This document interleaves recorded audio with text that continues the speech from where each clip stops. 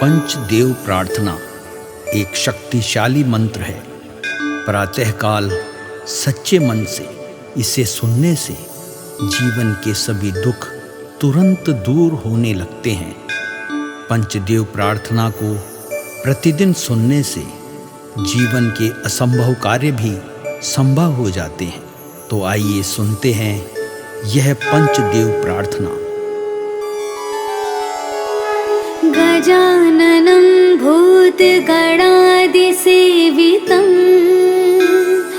कपित्थजम्बूफलचारुभक्षणम् उमासुतं शोकविनाशकारकम् नमामि विघ्नेश्वर पादपङ्कजम्। कर्पूरगौरं करुणावतारं संसारसारं भुजगेन्द्रहारं सदा वसन्तं हृदयारविन्दे भवं भवानी सहितं नमामि। शान्ताकारं भुजगशयनं पद्मनाभं सुरेशं विश्वाधारं गगनसदृशं मेघवर्णं शुभांगं लक्ष्मीकान्तं कमलनयनं योगिभिर्ध्यानगम्यं वन्दे विष्णु भवभयहरं सर्वलोकैकनाथम्।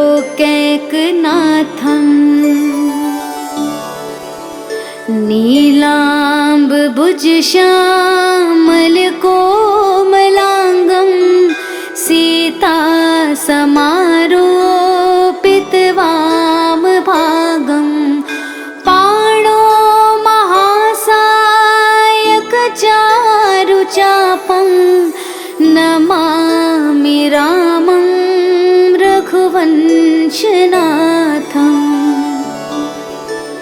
मनोजवं मारुततुल्यवेगं जितेन्द्रियं बुद्धिमतां वरिष्ठं वातात्मजं वानुरयूथमुख्यं श्रीरामदूतं शरणं प्रपद्ये। करारविन्देन पादारविन्दं मुखारविन्दे विनिवेशयन्तं वटस्य पत्रस्य पुटेश्यानं बालं मुकुन्दं मनसा स्मरामि। या देवी सर्वभूतेषु शक्तिरूपेण संस्थिता नमस्तस्यै नमस्तस्यै नमस्तस्यै नमो नमः। नीलाञ्जनासमाभासं रविपुत्रं यमाग्रजं छायामार्तण्डसम्भुतं तं नमामि शनैश्चरम्। गजाननं भूतगणादिसेवितं कपित्थजम्बूफलचारुभक्षणम् उमासुतं शोकविनाशकारकं नमामि विघ्नेश्वर पादपङ्कजम्। कर्पूरगौरं करुणावतारं संसारसारं भुजगेन्द्रहारं सदा वसन्तं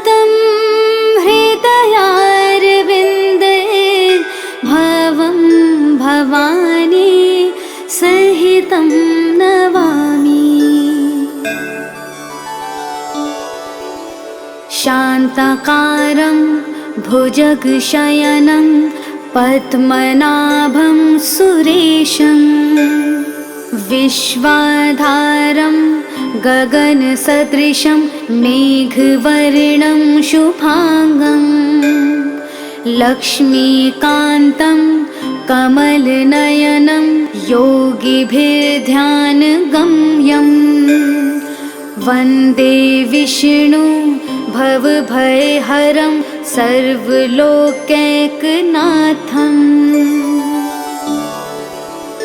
नीलाम्बुजश्यामलकोमलाङ्गं सीतासमारोपितवामभागं पाणो महासायकचारुचापं नमामि रामं रघुवंशनाथम्।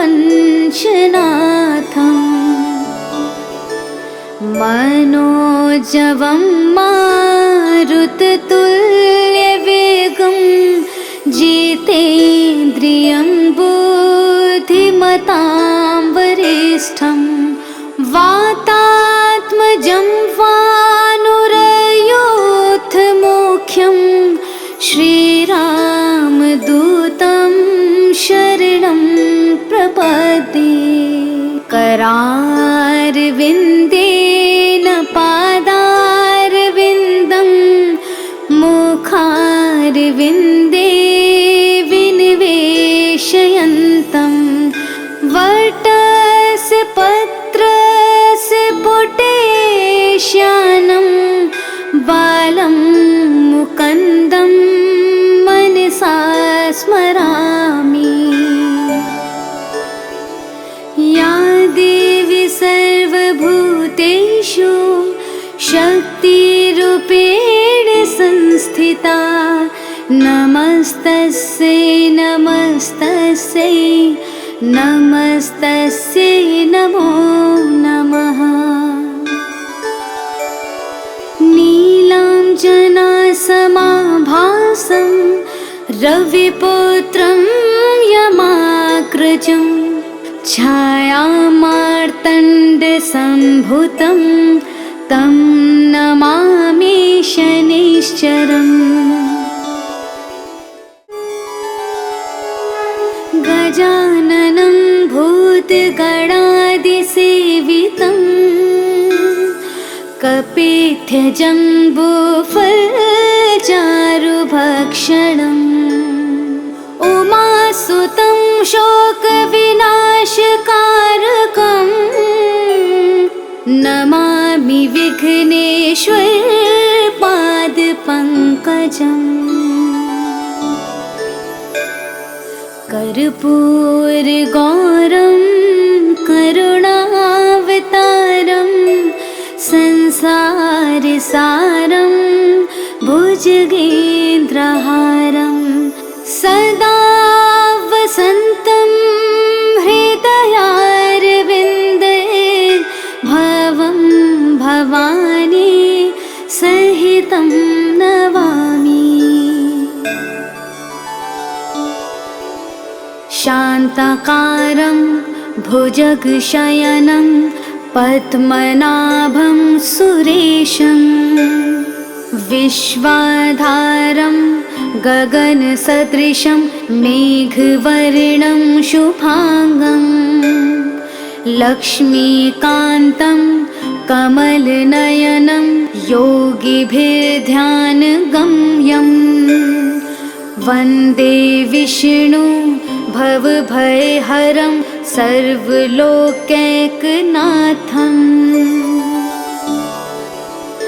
नीलाम्बुजश्यामलकोमलाङ्गं सीतासमारोपितवामभागं पाणो महासायकचारुचापं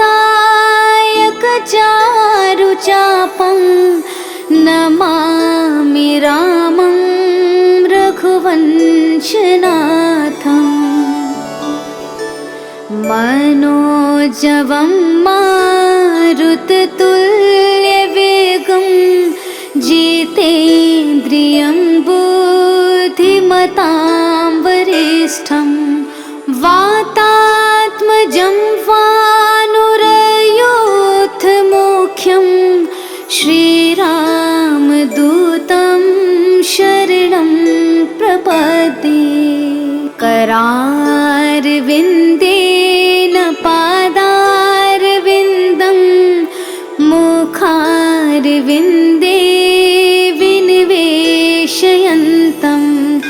वटस्य पत्रस्य पुटेश्यानं बालं मुकुन्दं मनसा स्मरामि।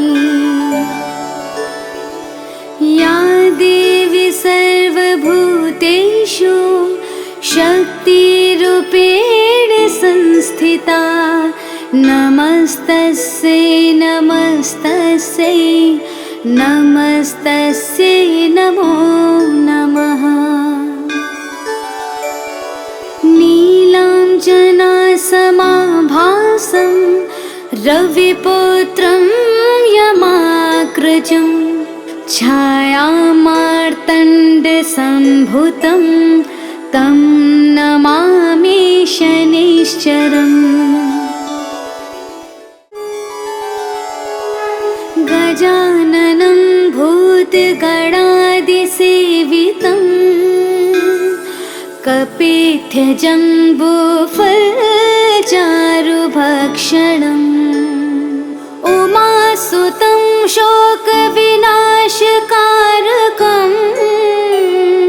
नमामि विघ्नेश्वरपादपङ्कजम्। कर्पूरगौरं करुणावतारं संसारसारं भुजगेन्द्रहारं सदा वसन्तं हृदयारविन्दे भवं भवानी सहितं नमामि। शान्ताकारं भुजगशयनं पद्मनाभं सुरेशं विश्वाधारं गगनसदृशं मेघवर्णं शुभांगं लक्ष्मीकान्तं कमलनयनं योगिभिर्ध्यानगम्यं वन्दे विष्णु भवभयहरं सर्वलोकैकनाथम्।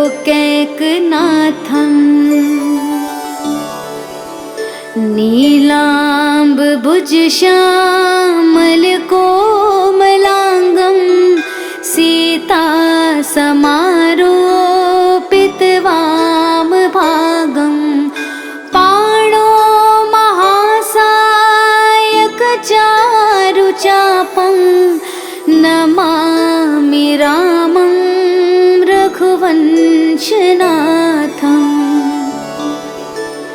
मनोजवं मारुततुल्यवेगं जितेन्द्रियं बुद्धिमतां वरिष्ठं वातात्मजं वानुरयोधमुख्यं श्रीरामदूतं शरणं प्रपद्ये। करारविन्देन पादारविन्दं मुखारविन्दे विनिवेशयन्तं वटस्य पत्रस्य पुटेश्यानं बालं मुकुन्दं मनसा स्मरामि। या देवी सर्वभूतेषु शक्तिरूपेण संस्थिता नमस्तस्यै नमस्तस्यै नमस्तस्यै नमो नमः।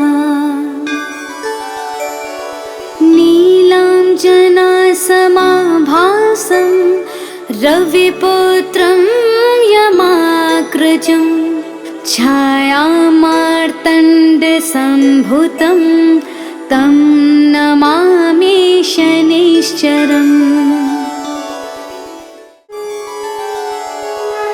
गजाननं भूतगणादिसेवितं कपित्थजम्बूफलचारुभक्षणम् उमासुतं शोकविनाशकारकं नमामि विघ्नेश्वरपादपङ्कजम्। कर्पूरगौरं करुणावतारं संसारसारं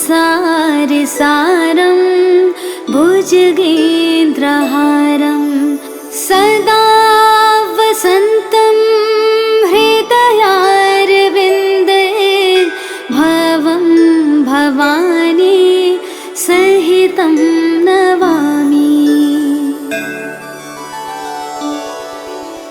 शान्ताकारं भुजगशयनं पद्मनाभं सुरेशं विश्वाधारं गगनसदृशं मेघवर्णं शुभांगं लक्ष्मीकान्तं कमलनयनं योगिभिर्ध्यानगम्यं वन्दे विष्णु भवभयहरं सर्वलोकैकनाथम्।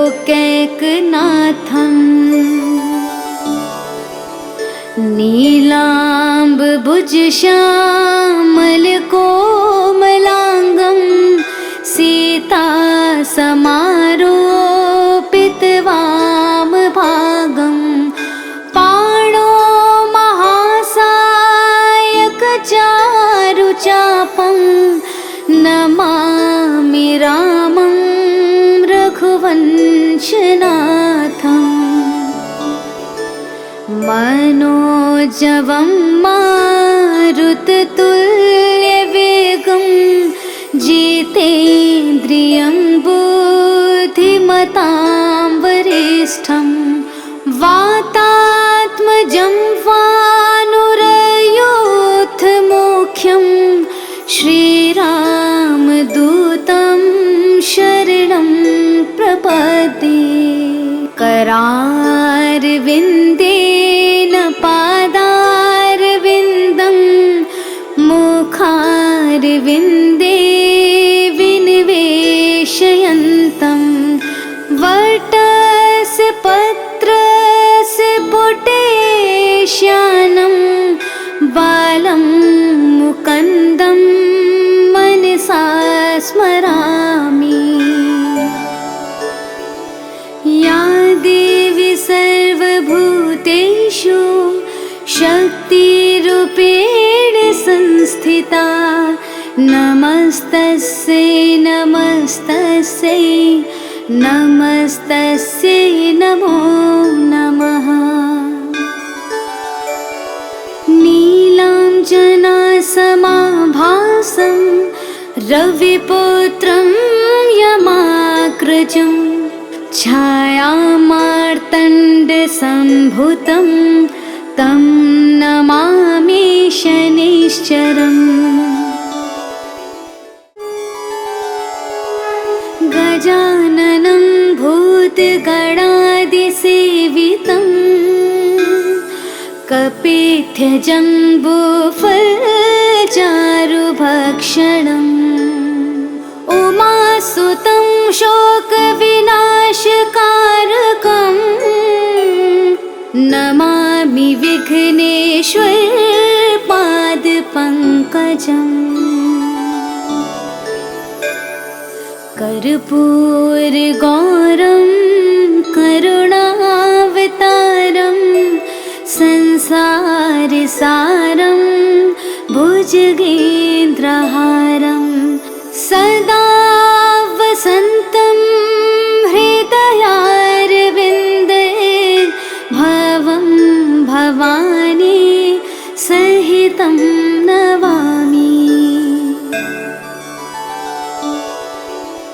शान्तकारं भुजगशयनं पद्मनाभं सुरेशं विश्वाधारं गगनसदृशं मेघवर्णं शुभांगं लक्ष्मीकान्तं कमलनयनं योगिभिर्ध्यानगम्यं वन्दे विष्णु भवभयहरं सर्वलोकैकनाथम्